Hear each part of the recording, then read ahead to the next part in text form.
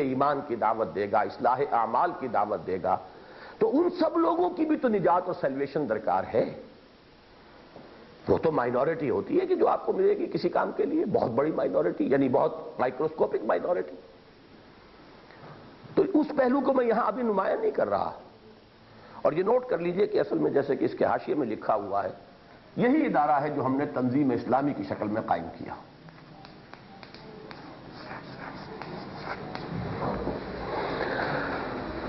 لہذا آپ نے تنظیم اسلامی کی اساسی دعوت کا کہیں نہ کہیں ضرور دیکھا ہوگا، ہمارے کتابچوں کے اوپر لکھا ہوا ایک جو ہے وہ بلاک چھپا کرتا تھا۔ تنظیم اسلامی کی اساسی دعوت تجدید ایمان، توبہ اور تجدید عہد کی دعوت ہے۔ اپنے ایمان کو تازہ کرو، توبہ کرو اللہ کی جناب میں، اصلاح اعمال، حرام خوریاں ترک کرو اور شریعت کی خلاف ورزی کرنا جو ہے بند کرو، اور اللہ سے اثر نو ایک عہد کرو۔ تجدید ایمان، توبہ، تجدید عہد۔ اس سے ایک طرف تو یہ کہ ایک عمومی پیمانے پر تحریک اٹھے گی، اور اس میں وہ سب لوگ شریک ہو سکیں گے، ان پڑھ بھی آئیں گے، پڑھے ہوئے بھی آئیں گے، غریب بھی آئیں گے، امیر بھی آئیں گے، انٹلیکچوئلز بھی آئیں گے، کم صلاحیتوں والے بھی آئیں گے۔ وہ ہوگی ایک عمومی تحریک۔ تو دوبارہ پڑھیے، ایک یہ کہ عمومی دعوت و تبلیغ کا ایک ایسا ادارہ قائم ہو جو ایک طرف تو عوام کو تجدید ایمان اور اصلاح اعمال کی دعوت دے، اور جو لوگ ان کی طرف اس کی جانب متوجہ ہوں ان کی ذہنی و فکری اور اخلاقی و عملی تربیت کا بندوبست کرے، اور ساتھ ہی اس علمی کام کی اہمیت ان لوگوں پر واضح کرے جو خلوص اور دردمندی کے ساتھ اسلام کی نشر ثانیہ کے آرزومند ہیں۔ ان سب کو ہمیں یہ بتانا ہے کہ اس کے بغیر یہ کام نہیں ہو سکے گا۔ اس کی وجہ یہ کیا ہے کہ جب بھی لوگوں میں کوئی جذبہ ابھرتا ہے، ایک دارالعلوم اور قائم کر دیتے ہیں۔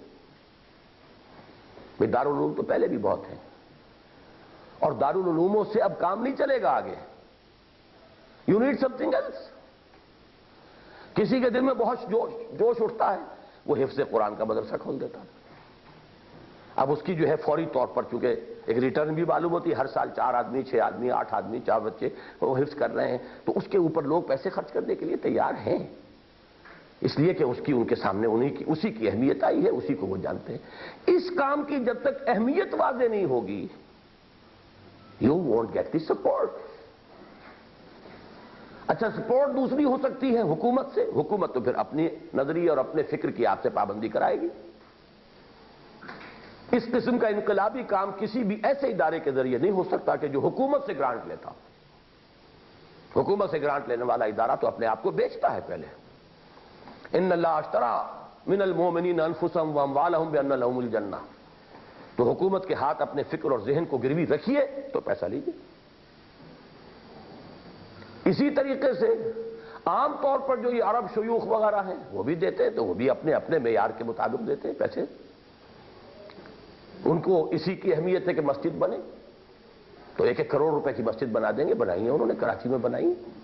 یہ تو سامنے ہی نہیں ان کے کہ یہ بھی کوئی کرنے کا کام۔ تو پہلی بات یہ سمجھ لیجئے کہ اس کے لیے جو وہ علمی کام کے اعتبار سے، ویسے میں نے عرض کیا کہ اس کی اپنی جگہ پر اہمیت ہے، وہ دوسری ہے کہ افراد کی نجات اور فوز و فلاح اخروی جو ہے اس کے لیے ایک دعوت ایمان، تجدید ایمان، توبہ اور تجدید عہد کی ایک دعوت ہو، جس کی بنا پر لوگ اپنے اعمال کو، کردار کو درست کریں، انفاق کریں اللہ کی راہ میں، جان اور مال اور تن اور من اور دھن لگانے کے لیے تیار ہو جائیں۔ یہ ہے وہ تنظیم اسلامی کا کام۔ ساتھ ہی ہمیں اس علمی کام کی اہمیت واضح کرنی ہے تاکہ لوگوں کو معلوم ہو کہ اور کچھ کام تو ہو بھی رہے ہیں، پولیٹیکل لیول پر کوئی کام ہو رہے ہیں، ایک خاص تبلیغ کے انداز میں اصلاح عمل جو ہے اس لیول پر، نان انٹلیکچوئل لیول پر ایمان کی دعوت یہ بھی چل رہی ہے، محنت ہو رہی ہے ایمان کی محنت۔ لیکن جہاں در حقیقت اصل کمی ہے اس کو پن پوائنٹ کر کے ان کے سامنے لایا جائے کہ یہ ہے کرنے کا کام۔ اور پھر اس سے تو یہ ہوگا کہ آپ کو کچھ ریسورسز مل جائیں گے، لیکن اصل ریسورس جو آپ کو درکار ہے وہ تو ذہین نوجوان ہے کہ جو اس کے لیے اپنی زندگیاں وقف کرنے کو تیار ہو، ورنہ ادارے دھرے رہ جاتے ہیں، عالیشان بلڈنگیں بن جاتی ہیں، ہوتا کچھ بھی نہیں۔ اصل دولت تو وہ انسان ہے۔ یہ سارے ذرائع، یہ مینز جو ہیں یہ تو صرف سپورٹ کرتے ہیں۔ اصل جن سے نایاب تو وہ ہے. دوسری طرف ایسے ذہین نوجوان تلاش کرے جو پیش نظر علمی کام کے لیے زندگیاں وقف کرنے کو تیار ہو. تو گویا کہ یہ دو کام ہو گئے اس کے فل ان دی بلینک آپ بعد میں کر لیجئے گا.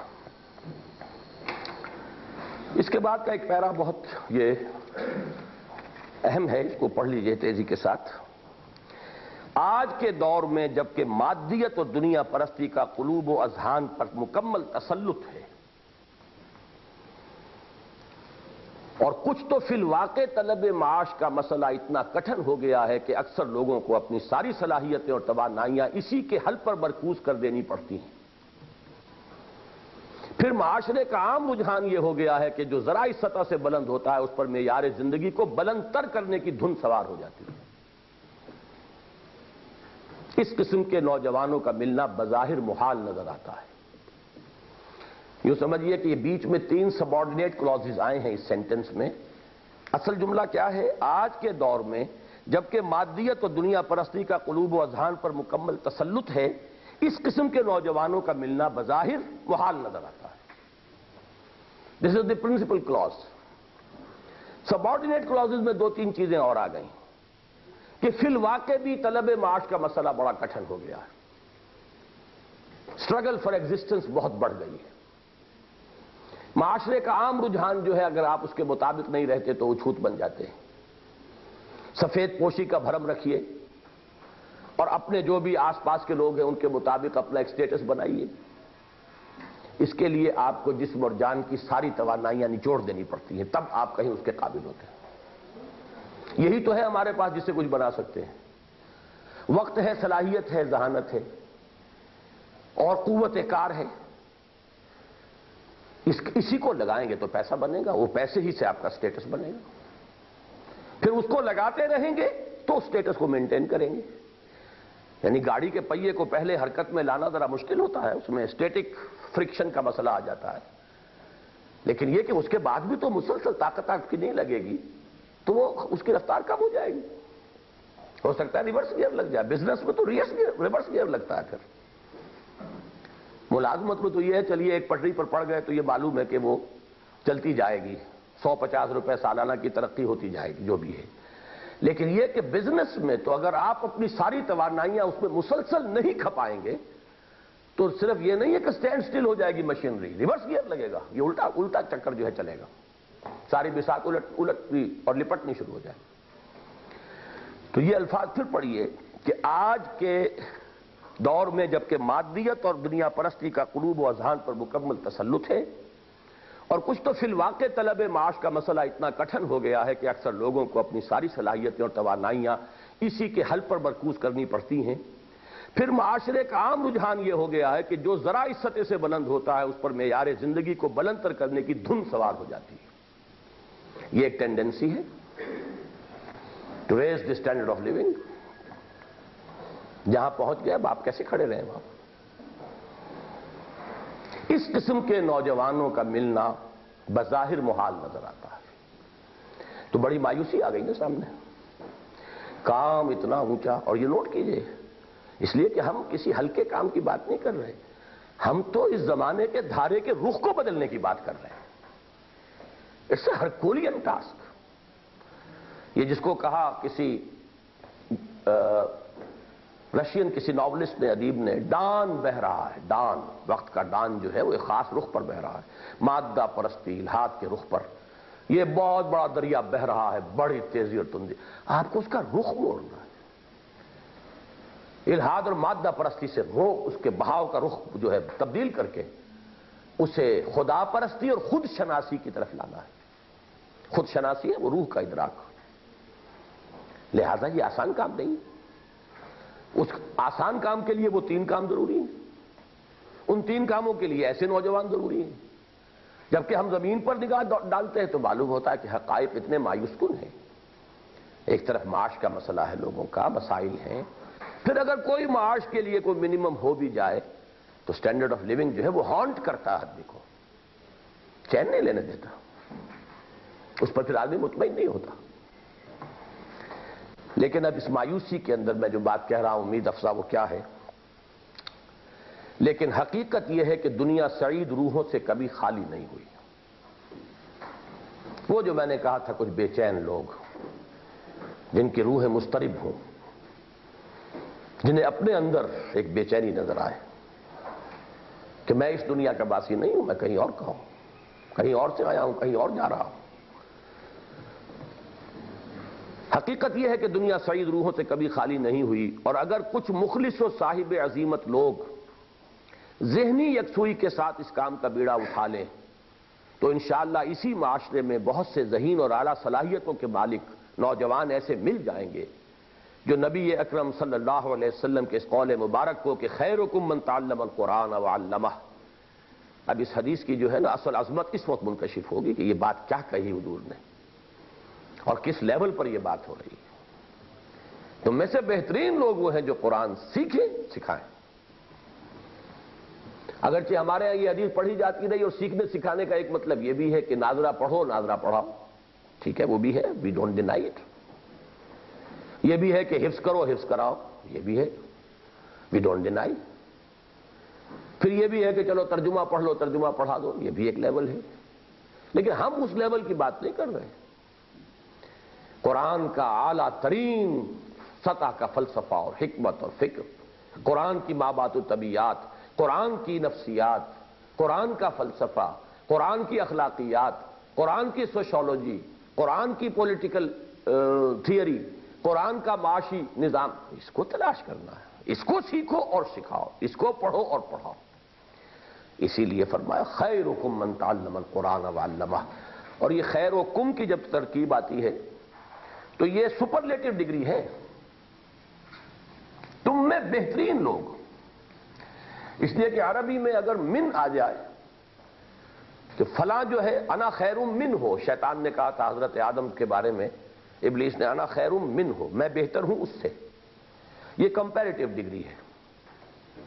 من اگر آ گیا اور من اگر نہیں آیا، ایبسولوٹلی آئے خیر، تو پھر در حقیقت یہ سپرلیٹو ڈگری ہے۔ تو بہترین لوگ ترجمہ ہے اس کا، بہتر نہیں، بہترین لوگ وہ ہیں جو قرآن سیکھیں اور سکھائیں۔ پھر جملہ پڑھیے، یہ درمیان میں حدیث پر گفتگو کرنے لگے تھے، لیکن حقیقت یہ ہے کہ دنیا سعید روحوں سے کبھی خالی نہیں ہوئی، اور اگر کچھ مخلص و صاحب عزیمت لوگ ذہنی یکسوئی کے ساتھ اس کام کا بیڑا اٹھا لیں تو انشاءاللہ اسی معاشرے میں بہت سے ذہین اور اعلیٰ صلاحیتوں کے مالک نوجوان ایسے مل جائیں گے جو نبی اکرم صلی اللہ علیہ وسلم کے اس قول مبارک کو خیرکم من تعلم القرآن وعلمہ اپنا لائحہ عمل بنا کر علم قرآن کی تحصیل و اشاعت کے لیے زندگی وقف کر لیں۔ یہ بھی واضح رہے کہ اصل ضرورت صرف اس کی ہوتی ہے کہ کسی جذبہ و خیال کے تحت انسان میں داخلی طور پر ایک داعیہ پیدا ہو جائے، پھر یہ داعیہ کام کی راہیں خود تلاش کر لیتا ہے، اندر سے ارج پیدا ہو جائے۔ پھر اب آپ کو ضرورت نہیں ہے کہ مسلسل پمپ کرتے رہیں، لیکن ریئل ارج، سوڈو ارج نہ ہو جو کسی اور محرک کے تحت ہو، بظاہر جو ہے آدمی سمجھ رہا ہو کہ میں اس ارج کے تحت کام کر رہا ہوں۔ ایک ریئل ارج جب انسان میں پیدا ہو جاتی ہے تو انسان اللہ کی اعلیٰ ترین مخلوق ہے، بہت کچھ ودیت کیا اس میں اللہ نے۔ یہ پہاڑ کا جگر کھود کر اور نہریں بہا کر لے آتا ہے انسان، کیا نہیں کرتا؟ ڈھونڈنے والوں کو دنیا بھی نئی دیتے ہیں، اور کوئی طالب ہو تو ہم شان کئی دیتے ہیں، جوہر قابل ہو تو ہم شان کئی دیتے ہیں۔ پھر یہ بھی واضح رہے کہ اصل ضرورت صرف اس کی ہوتی ہے کہ کسی جذبہ و خیال کے تحت انسان میں داخلی طور پر ایک داعیہ بیدار ہو جائے، پھر یہ داعیہ کام کی راہیں خود پیدا کر لیتا ہے اور تمام موانع و مشکلات سے خود نمٹ لیتا ہے۔ لہذا ضرورت اس کی ہے کہ اس خیال کو عام اور اس کی ضرورت کے احساس کو اجاگر کیا جائے، پھر کوئی وجہ نہیں کہ اس اعلیٰ اور عرفہ نصب العین کے لیے کام کرنے والے دستیاب نہ ہو سکیں۔ یہ جملہ بہت قابل توجہ، گھٹیا سے گھٹیا نصب العین کے لیے لوگوں نے قربانیاں دی ہیں۔ بادشاہ جاپان کا اسے دیوتا سمجھتے تھے، اور اس دیوتا کو خوش کرنے کے لیے اور دیوتا کا نام لے کر ہرا کر ہی کرتے تھے۔ ایک آدمی اپنا خنجر خود مارتا ہے پیٹ میں اور چیرتا ہوا اوپر تک لے آتا ہے، خود اپنے ہاتھ سے ہرا کر ہی کرتا ہے۔ نہ کوئی خدا کا تصور ہے، نہ آخرت کا تصور ہے، دیوتا کی بستی۔ ایک جاپانی بومب میں بیٹھ کر جا رہا ہے، اور بومب وہ ایسے ہوتے تھے، سٹیئر کرتا ہوا لے کے جاتا تھا، یہ نہیں کہ بس بم جو ہے پھینک دیا وہ جہاں چاہے لگے، تاکہ ٹارگٹ پر جائے۔ He is himself there with the bomb۔ اور جا کر وہ بڑا جہاز، سمندری جہاز جو ہے، اس کی چمنی کے اندر وہ اس بم کے ساتھ اترتا ہے۔ اسے معلوم ہے جب یہ بم پھٹے گا اس چمنی کے اندر جا کر، بھٹی کے اندر، تو جہاں اس جہاز کے ٹکڑے ہو جائیں گے، وہاں اس کا تو ایک ایک خلیہ جو ہے، ایک ایک سیل جو ہے، وہ تحلیل ہو جائے گا، کہاں گیا وہ؟ But they did it۔ Communism کے لیے لوگوں نے کیا نہیں کیا، جانیں قربان کی ہیں، پھانسی کے پھندے جو ہیں وہ چوم کر گلے میں ڈالے ہیں، کھڑے ہو کر فائرنگ اسکواڈز کو مسکراتے ہوئے فیس کیا ہے۔ تو اس نے گھٹیا نصب العینوں کے لیے لوگ یہ کچھ کر گزرے، تو کیا انسانی فطرت اتنی مسخ ہو چکی کہ اس اعلیٰ نصب العین کے لیے لوگ نہیں نکلیں گے؟ اگرچہ میں اب آج 27 برس کے فصل کے ساتھ کھڑا ہوں، میری یہ تحریر ہے مئی 1967 کی۔ کتنے برس ہو گئے؟ 22، 22.5 برس۔ جون کے پرچے میں چھپی ہے، لکھی ہے مئی میں، 22.5 برس۔ تو اگرچہ جس قدر میں پر امید اس وقت تھا اتنا نہیں ہوں اس وقت، لیکن یہ کہ ٹھیک ہے، انیشیٹ ہوا ایک پروسیس، گاڑی چلی ہے۔ نہیں ہے نا امید اقبال اپنی کشتے ویراں سے، ذرا نم ہو تو یہ مٹی بہت زرخیز ہے ساقی۔ بہرحال یہ اپنی جگہ اصول ہے، میرا یقین ہے کہ خالی نہیں ہو سکتے۔ شاید ابھی ہمارے جذبے میں کمی ہو، شاید ابھی ہماری بات اس لیول تک پہنچی نہ ہو، ان کانوں تک شاید ابھی ہماری رسائی نہ ہوئی ہو، ان سعید روحوں تک ابھی ہم نے اپروچ نہ کیا ہو۔ وہ بہت سے ہمارے اپنی تقصیرات ہو سکتی ہیں، کوتاہیاں ہو سکتی ہیں، شارٹ کمنگز ہو سکتی ہیں، لیکن اصولاً کے اوپر مجھے یقین ہے کہ یہ ممکن نہیں ہے کہ نہ ہوں لوگ۔ جب گھٹیا سے گھٹیا نصب العینوں کے لیے لوگ موجود ہیں آج کی دنیا میں، تو اس اعلیٰ نصب العین، اعلیٰ اور عرفہ نصب العین کے لیے کام کرنے والے دستیاب نہ ہو سکیں۔ اب دوسرے یہ کہ ایک قرآن اکیڈمی کا قیام عمل میں لایا جائے، یہ دوسرا اب یہاں پہ آئے گا۔ پہلا وہ تھا جس کے کرنے کے 2 کام تھے، دوسرا ہے یہ قرآن اکیڈمی۔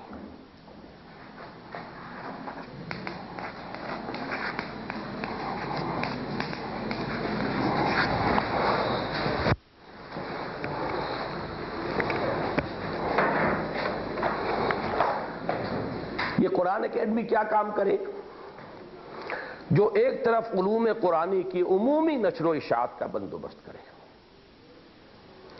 تاکہ قرآن کا نور عام ہو اور اس کی عظمت لوگوں پر آشکارا ہو، اور دوسری طرف ایسے نوجوانوں کی تعلیم و تربیت کا اہتمام کرے جو بیک وقت علوم جدیدہ سے بھی بہرہ ہوں اور قرآن کے علم و حکمت سے بھی براہ راست آگاہ ہوں، تاکہ متذکرہ بالا علمی کاموں کے لیے راہ ہموار ہو سکے۔ تو قرآن اکیڈمی کے یہاں پر جیسے وہاں 2 آئے تھے، ایسے ہی یہاں پر بھی آپ اس کے تابع کر کے 2 لکھ لیجئے، پھر اس کی خانہ پوری خود کر لیجئے گا۔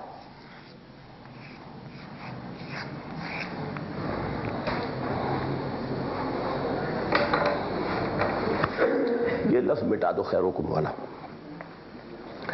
دوسرے یہ کہ قرآن اکیڈمی کا قیام عمل میں لایا جائے، جو ایک طرف علوم قرآنی کی عمومی نشر و اشاعت کا بندوبست کرے تاکہ قرآن کا نور عام ہو اور اس کی عظمت لوگوں پر آشکارا ہو، اور دوسری طرف ایسے نوجوانوں کی تعلیم و تربیت کا اہتمام کرے جو بیک وقت علوم جدیدہ سے بھی بہرہ ور ہوں اور قرآن کے علم و حکمت سے بھی براہ راست آگاہ ہوں، تاکہ متذکرہ بالا علمی کاموں کے لیے راہ ہموار ہو سکے۔ اب یہ ہے وہ نقشہ جس پر کہ میں نے کام کا آغاز کیا تھا 22.5 years before۔ اس کے اگلے جملے جو ہیں وہ غور سے پڑھیے گا کہ اس کے حوالے سے کچھ ہم ایسس کر سکتے ہیں کہ ہم نے ان 22 سالوں میں کیا اچیو کیا، کچھ کیا یا نہیں، whether it's zero or we have something to our credit۔ علوم قرآنی کی عمومی نشر و اشاعت کا اہم ترین نتیجہ یہ نکلے گا کہ عام لوگوں کی توجہات قرآن حکیم کی طرف مرکوز ہوں گی. I do feel I have achieved something on this account. میں مطمئن ہوں اللہ کے فضل و کرم سے کہ اس مضمون کی تحریر کو 22.5 برس ہوئے، مجھے 25 برس اب ہو گئے لاہور منتقل ہو کر اس کام کو شروع کرنے سے. اور میں بالکل مطمئن ہوں کہ ایک مرتبہ چونکایا ہے میں نے کہ قرآن میں یہ کچھ بھی ہے. قرآن صرف ایک حصول ثواب اور ایصال ثواب کا آلہ نہیں ہے. قرآن صرف ایک کتاب مقدس نہیں ہے. قرآن صرف کچھ رسومات کی تلقین پر مشتمل کتاب نہیں ہے. اس میں حکمت ہے، اس میں فلسفہ ہے، اس میں دانائی ہے، اس میں ہماری زندگیوں کے مسائل کے حل ہیں، اس میں ہماری ذہنی اور فکری اور اخلاقی اور عملی رہنمائی ہے. یہ میرے دروس اور یہ منتخب نصاب اور ان کے کیسٹس اور یہ سب کچھ در حقیقت اس کے تحت اس کو لے آئیے. علوم قرآنی کی عمومی نشر و اشاعت کا اہم ترین نتیجہ یہ نکلے گا کہ عام لوگوں کی توجہات قرآن حکیم کی طرف مرکوز ہوں گی، ذہنوں پر اس کی عظمت کا نقش قائم ہوگا، دلوں میں اس کی محبت جاگزیں ہوگی اور اس کی جانب ایک عام التفات پیدا ہو جائے گا. ہم نے قرآن کانفرنسیں شروع کی تو دنیا میں قرآن کانفرنسوں کا رواج شروع ہو گیا. ہم نے وہ لفظ چھوڑا پھر اس لیے کہ لوگوں نے تجوید کے مدرسوں نے اپنے سالانہ جلسوں کا نام قرآن کانفرنس رکھنا شروع کر دیا. ہم نے کہا اس کو اب چھوڑو، یہ لفظ جو ہے اب اپنی معنویت کھو گیا. پھر ہم نے محاضرات قرآنی کس طرح استعمال کی. قرآنی تربیت گاہیں، کیمپس کہاں کہاں لگے ہیں، شکاگو میں لگے ہیں، ڈیٹرائٹ میں لگے ہیں، اور ٹورانٹو کے قریب کے جنگل میں ایک کیمپ لگا ہے. ٹورانٹو میں 14 دن کا میرا درس قرآن ہوا ہے. ابو ظبی میں 8 دن کے میرے درس قرآن ہوئے ہیں. اور حیدرآباد دکن میں 3 دن تقریباً 20-25 ہزار مرد اور 10,000 کے قریب عورتیں میرا درس قرآن سنتی رہیں، 2-2 گھنٹے رات کو مکہ مسجد. یہ سب کچھ ہوا تو ایک توجہ جو ہے، ایک رو اس کی طرف منعطف ہونے کی، ایک انعطاف جو ہے وہ ہوا ہے اللہ کے فضل و کرم سے. ایسا نہیں ہے کہ ہماری محنتیں جو ہیں، اور اس میں جہاں میری توانائیاں اور قوتیں صرف ہوئی ہیں، میرے ساتھیوں کا تعاون. یہ انجمن قائم ہوئی، انجمن میں لوگوں کی شرکت ہوئی، ان کے معاشی تعاون کی بھی صورتیں پیدا ہوئی. کسی حکومت کا ایک پیسہ آج تک اس انجمن یا اس اکیڈمی میں نہیں آیا، ایک پیسہ. آج تک میں نے کبھی کسی کے سامنے، کسی سرمایہ دار کے سامنے جو ہے براہ راست کوئی چندے کی اپیل نہیں کی ہے آج تک. یہ وہی لوگ ہیں کہ جو اس دعوت سے متاثر ہوئے، جن کے سامنے اس کام کی اہمیت آئی ہے. یہ ان کا ایثار ہے، ان کی قربانیاں ہیں، یہ ان کی سپورٹ ہے، ان کا تعاون ہے.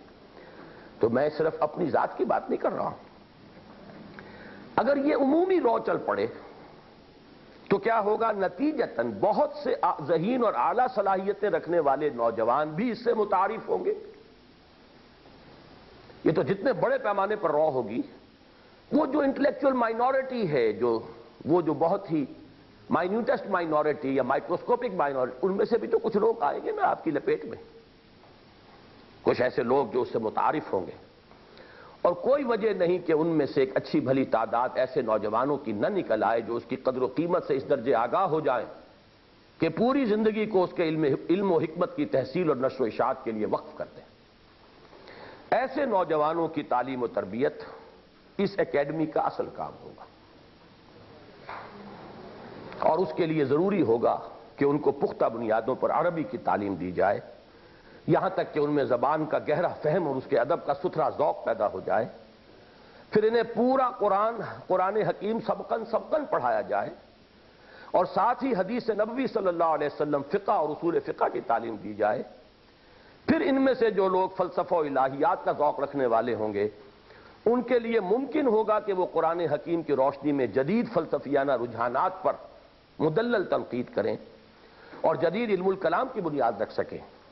اور جو عمرانیات کے مختلف شعبوں کا ذوق رکھنے والے ہوں گے، ان کے لیے ممکن ہوگا کہ وہ زندگی کے مختلف شعبوں کے لیے اسلام کی رہنمائی اور ہدایت کو اعلیٰ علمی سطح پر پیش کر سکیں. اس میں مزید واضح کر دوں کہ ایک جو تصور ہے نرسری کا، ہم نے اس قرآن اکیڈمی کے تحت پہلے فیلوشپ اسکیم شروع کی تھی. کچھ نوجوان جو پوری زندگیاں وقف کرنے کے لیے وقف کر کے فیصلہ کر کے آ جائیں. M As, M B B S, B D S, M S Cs, بہرحال ایم اے سے کم، ایم ایس سی سے کم نہیں. اور ہم نے انجینئرنگ کو اور ایم بی بی ایس کو یا ڈاکٹری کی دوسری ڈگری کو اس کے ہم وزن قرار دیا. وہ نوجوان کچھ آئے، لیکن اندازہ یہ ہوا کہ تو یہ جو کریٹو ورک کی صلاحیت ہے سب لوگوں میں نہیں ہوتی. یہ تو میں نے عرض کیا تھا نا کہ وہ تو سینکڑوں ہزاروں لپیٹ میں آئیں گے تو ایک آدھ دانہ نکلے گا ایسا کہ جو وہ اس لیول کا کریٹو ورک کر سکے.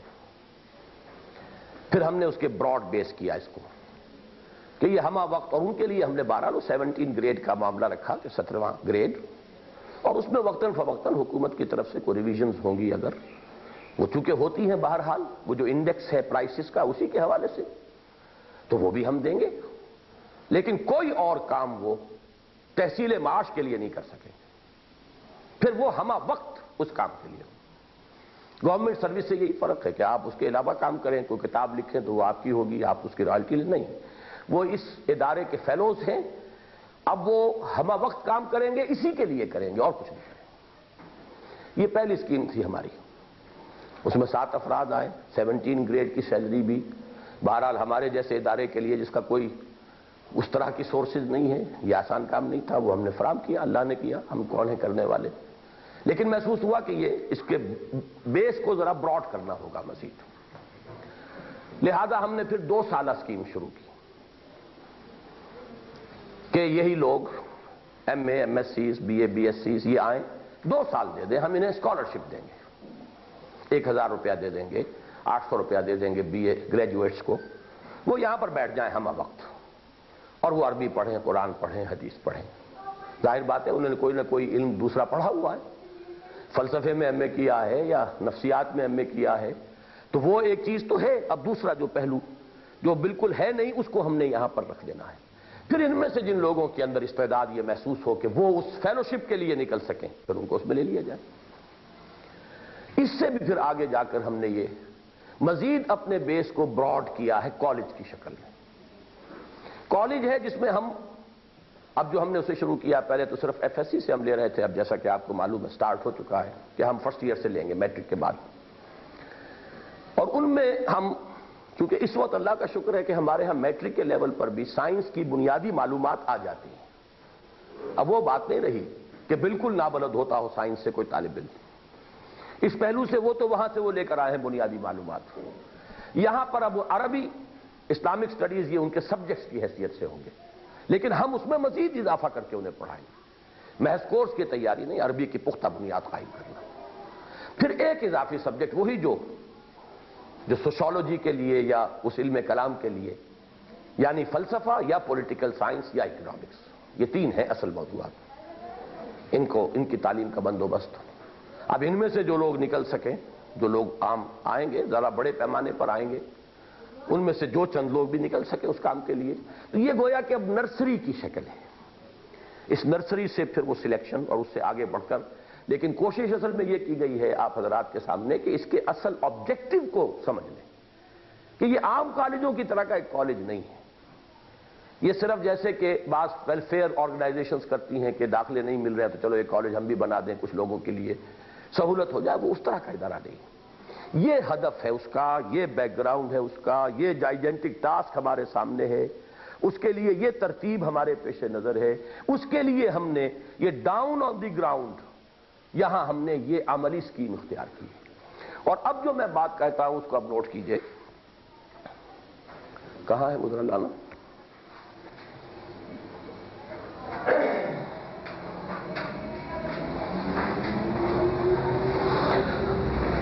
میں 6 الفاظ استعمال کیا کرتا ہوں، اسے آپ نوٹ کر لیں. بس ادھر ہی کا آدھا بورڈ صاف کر لوں. کہ جو لوگ بھی ان اداروں سے فارغ ہوں وقت لگا کر، اب ان میں مختلف لیولز ہوں گے. سب سے اوپر ہے تخلیقی کام.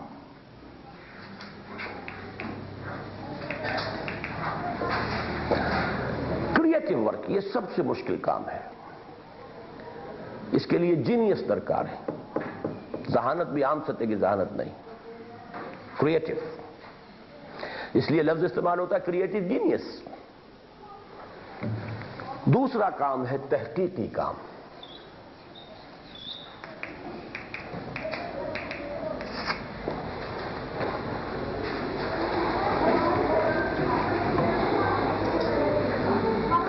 اب اس کے بعد ہے، ویسے تو دعوتی لفظ اچھا ہے لیکن اس وزن پر لانے کے لیے تبلیغی ہے۔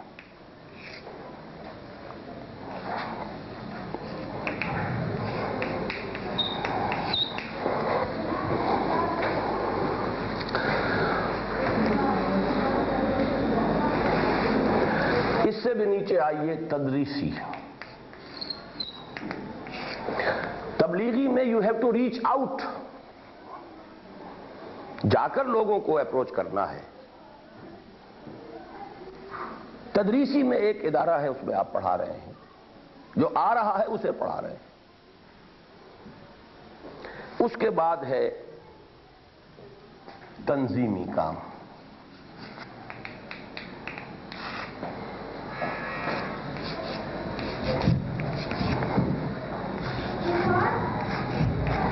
اور آخری ہے انتظامی کام۔ Organization and management. Management is at the bottom. اور ان میں سے ہر ایک کی اپنی افادیت ہے۔ یہ تنظیمی تبلیغی کام اگر ہوں گے تو گویا کہ یہ براڈ بیس جو ہے براڈ سے براڈ ہوگا، اگرچہ ہمارا جو ہے اصل ٹارگٹ یہ دو قسم کے افراد ہیں۔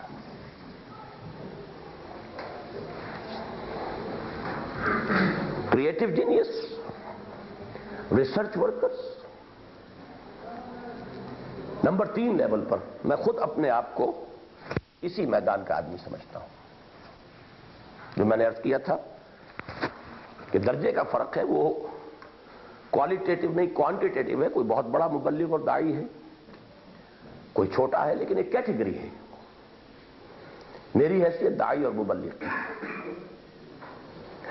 اس میں 2 چیزیں میں نے کی ہیں، ایک قلم کے ذریعے ہوتا ہے، ایک زبان کے ذریعے ہوتا ہے۔ مولانا مودودی کا مین کام قلم کے ذریعے ہوا ہے۔ میں نے جو کام بھی کیا ہے، اللہ نے جو بھی توفیق دی ہے، اس میں زبان کا کام کا حصہ جو ہے وہ زیادہ ہے۔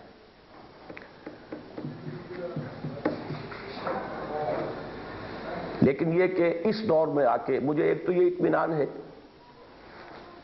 کہ حضور نے صرف زبان کے ذریعے کام کیا تھا۔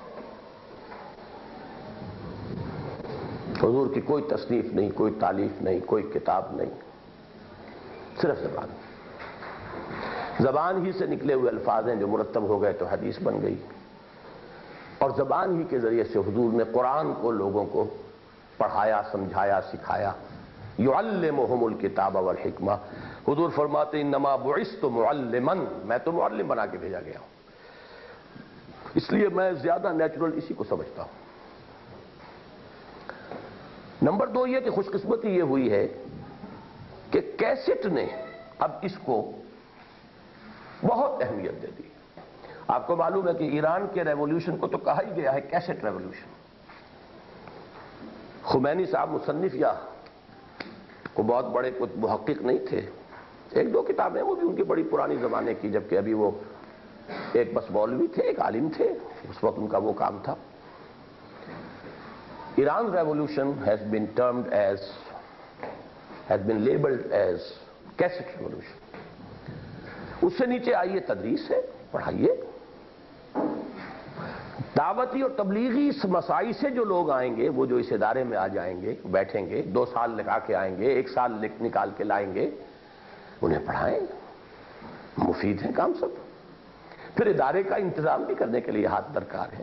ایک ہے محض ملازم آپ رکھ لیں، ایک یہ کہ جن کی ایک کنوکشن ہے، جن کی اس کے مشن کے ساتھ ایک وابستگی ہے، اسی طرح اس کا تنظیمی اور انتظامی معاملہ جو ہے۔ تو یہ جو کوئی ہر شخص جو آئے گا وہ بہرحال کسی نہ کسی کیٹیگری میں تو فال کرے گا، اس لیے مجھے تو اندیشہ نہیں کہ کسی کو بھی لوز کروں۔ اللہ یہ کہ کسی وقت کسی کے دل میں اب وہ نقطۂ نظر ہی بدل جائے اور اس کے سامنے وہ سٹیٹس اور سٹینڈرڈ آف لیونگ اور معاشی یہ وہ تو پھر اس کا مطلب راستہ ہی اور ہو گیا، پھر ٹھیک ہے. لیکن جہاں بھی جائے گا آخر اس تعلیم کو لے کر جائے گا. تعلیم تو ختم نہیں ہو جائے گی. جہاں بھی جائے گا وہ اس فکر کو، اس سوچ کو، اس نظریے کو، اس دھن کو لے کر ہی جائے گا نا کسی نہ کسی درجے میں. لہذا ہمیں کوئی نقصان نہیں ہے اس کام کے کرنے میں.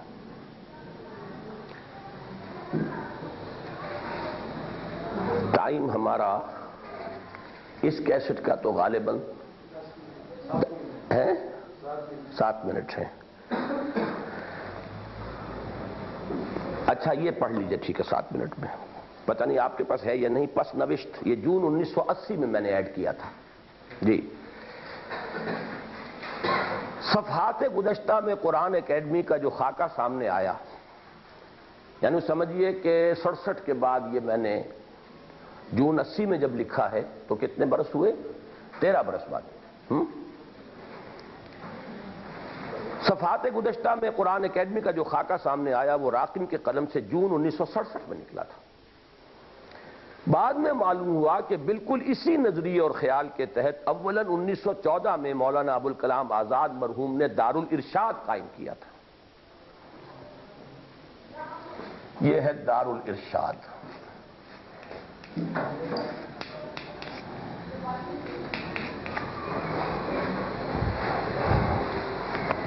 مولانا ابوالکلام آزاد مرحوم. اور پھر 1937 میں علامہ اقبال مرحوم کی تحریک پر دارالاسلام کی تاسیس ہوئی تھی.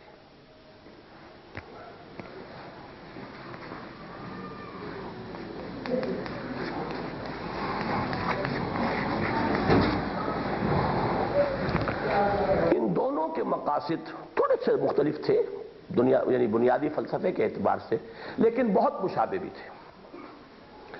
دارالارشاد کے بارے میں مولانا آزاد نے 12 نومبر 1915 کے البلاغ میں جو شذرہ لکھا تھا اور دارالاسلام کے ضمن میں علامہ اقبال نے جو خط شیخ الازہر علامہ مصطفیٰ مراغی کو تحریر کیا تھا، اس کے اقتباسات اب میں آپ کو سناؤں گا. اس سے آپ کو اندازہ ہو جائے گا کہ کیا مماثلت ہے ان میں. مولانا ابوالکلام آزاد نے 1912 میں الہلال جاری کیا تھا. پھر جب وہ بند ہو گیا تو 1915 میں پھر البلاغ، وہ حکومت نے بند کر دیا تھا الہلال کو، باغیانہ تحریریں تھیں. تو پھر انہوں نے البلاغ، اور یہ 12 نومبر 1915 کا پرچہ ہے البلاغ کا، اور یہ ادارہ قائم ہوا تھا کلکتے میں.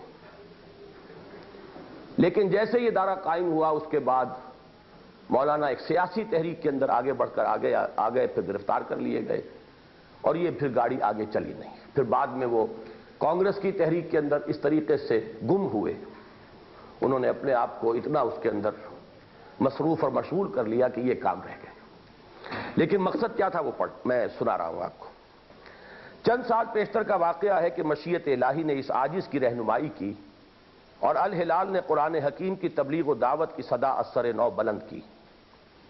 لیکن اس عرصے میں جو کچھ ہوا وہ ایک دعوت عام تھی جس کے ذریعے فہم و بصیرت قرآن کی نئی راہیں عوام و خواص نے اپنے سامنے دیکھیں، اور قرآن کریم کی عشق و شیفتگی کا ایک نیا ولولہ دلوں میں پیدا ہوا.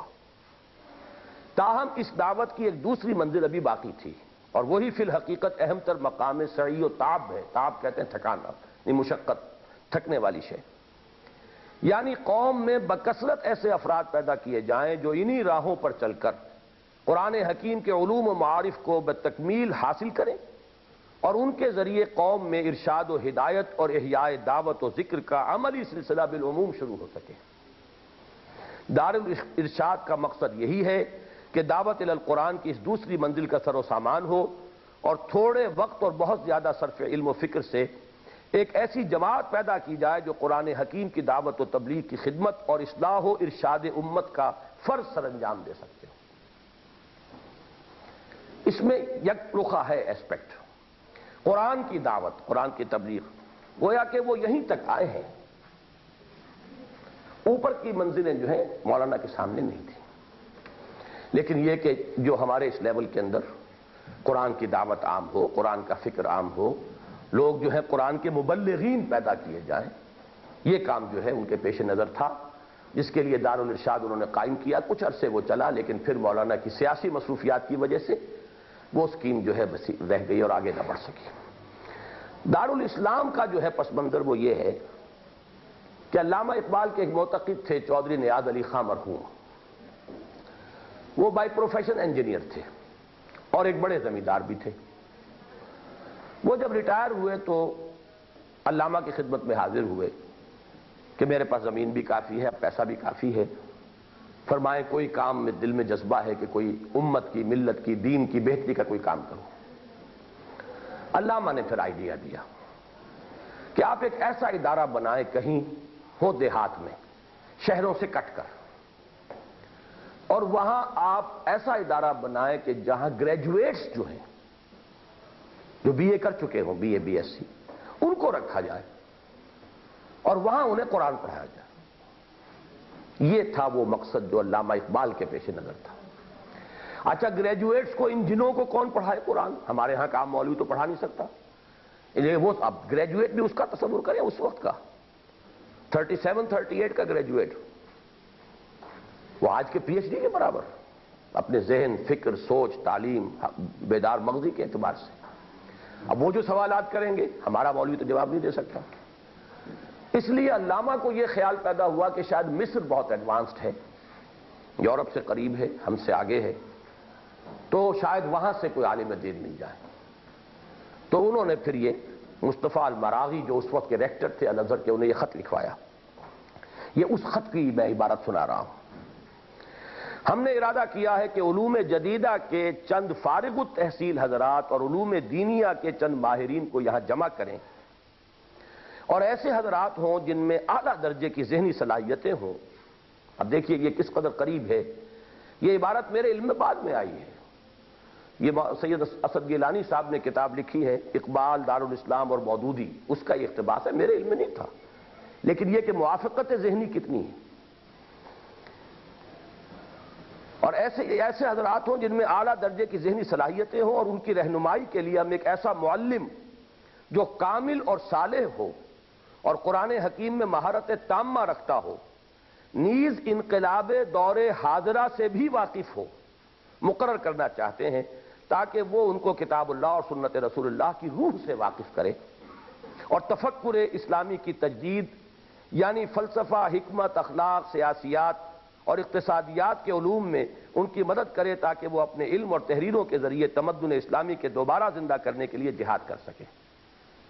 اس کے لیے انہوں نے خط لکھا کہ ہمیں کوئی عالم آپ دیں، الازہر کے کوئی عالم ہو، اور جو انگریزی میں پڑھا سکیں، اس لیے کہ ہمارے جو نوجوان جائیں گے گریجویٹ، وہ عربی براہ راست تو سمجھ نہیں سکیں گے. وہاں سے معذرت کا خط آ گیا. چودھری صاحب نے تو عمارتیں بنائیں. دارالاسلام، یہ سرنا ریلوے اسٹیشن تھا پٹھان کوٹ سے غالباً ایک اسٹیشن ورے، امرتسر سے جو لائن پٹھان کوٹ کی طرف جاتی ہے، تو سرنا ریلوے اسٹیشن کے قریب انہوں نے یہ عمارتیں بنائیں، زمین وقف کی، ٹرسٹ بنایا، عمارتیں بن گئیں. ادھر سے جواب آ گیا ہمارے پاس ایسا کوئی آدمی نہیں. تو وہ اسکیم تو جو کی تو رہ گئی. البتہ مولانا مودودی کو دعوت دی تھی مولانا علامہ اقبال نے کہ آپ جو کام کر رہے ہیں اس کے لیے بھی زرخیز زمین جو ہے پنجاب میں ہے. آپ یہ دکن کی سنگلاخ زمین کے اندر بیٹھے ہوئے پتھروں سے سر پھوڑتے رہیں گے، کوئی آپ کی بات نہیں سنے گا. Come over to Punjab. تو وہ وہاں آئے اور پھر وہ وہاں رہے ہیں، جماعت اسلامی کا مرکز وہاں رہا، لیکن وہ ادارہ وہاں نہیں بن سکا. اور نیاز علی خان صاحب سے ان کے اختلافات بھی ہوئے. ایک دفعہ گئے، پھر چھوڑ کر آ گئے، لاہور میں آ گئے. لاہور میں پھر انہوں نے جماعت اسلامی قائم کی. کچھ عرصے بعد نیاز علی خان صاحب پھر آ کے انہیں لے گئے، لیکن بہرحال کوئی سکون انہیں بھی وہاں حاصل نہیں ہوا. اور جہاں تک وہ جو اصل سکیم تھی علامہ اقبال کی، اس کا وہاں آغاز نہیں ہو سکا. صرف یہ کہ جماعت اسلامی کا مرکز وہاں رہا ہے. تو یہ ہے اصل میں وہ دو خواب جو پہلے دیکھے گئے. الحمدللہ کہ تیسری مرتبہ یہ خواب اللہ نے مجھے دکھایا، اور سن 67 کا یہ خواب اس اعتبار سے اللہ تعالیٰ کا بڑا فضل و کرم ہوا ہے کہ یہ صرف خواب بن کر نہیں رہ گیا ہے. انجمن بنی، پھر انجمن کے بعد یہ قرآن اکیڈمی بنی. قرآن اکیڈمی سے آگے بڑھ کر ہم قرآن کالج کی طرف پیش قدمی کر رہے ہیں. یہ ہے اس پورے فکر کا پس منظر اور ہمارے سارے ادارے کا جو اصل فلسفہ ہے. فقولوا قولی ھذا واستغفر اللہ لی ولکم ولسائر المسلمین.